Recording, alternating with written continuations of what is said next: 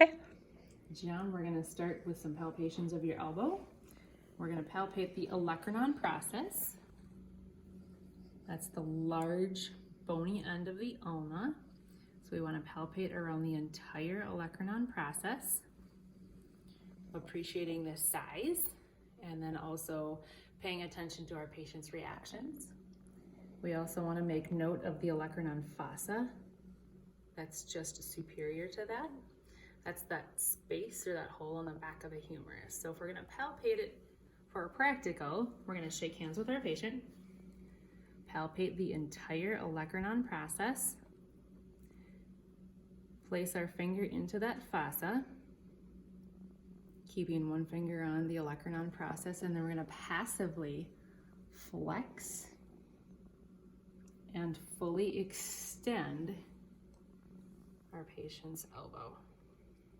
And what you should feel is that space getting larger as we flex and almost completely disappearing as we extend, because the olecranon process fills the olecranon fossa when we're in full extension.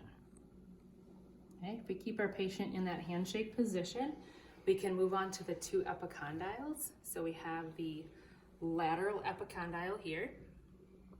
That's the most distal end of the humerus.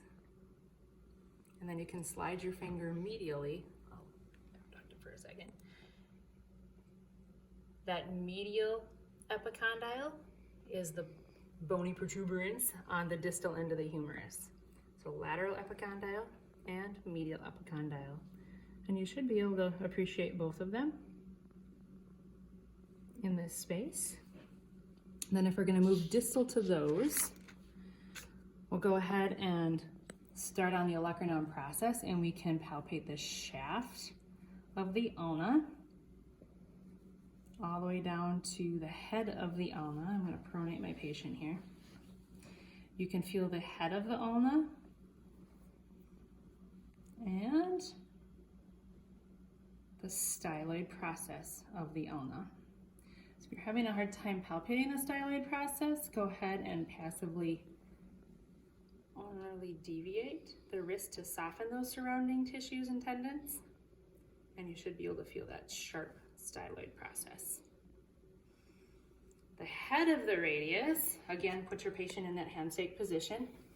Go to the lateral epicondyle, slide your thumb distally, and your finger or your thumb is going to fall into a little ditch there. If you move just a smidge distal to that ditch, you're going to find the head of the radius.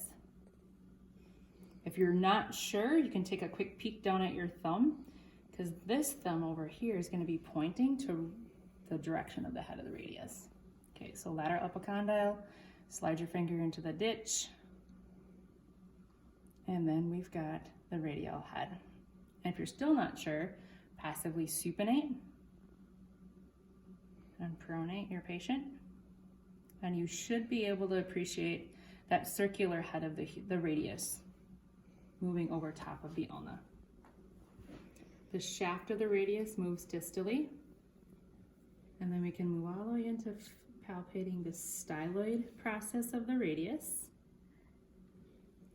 And then if we pronate our patient just a little bit, I'm going to keep my thumb on the styloid process of the radius, pronate our patient just a little bit, and you can palpate Lister's tubercle. If you need to do a little wrist flexion to help find that spot, that's okay too.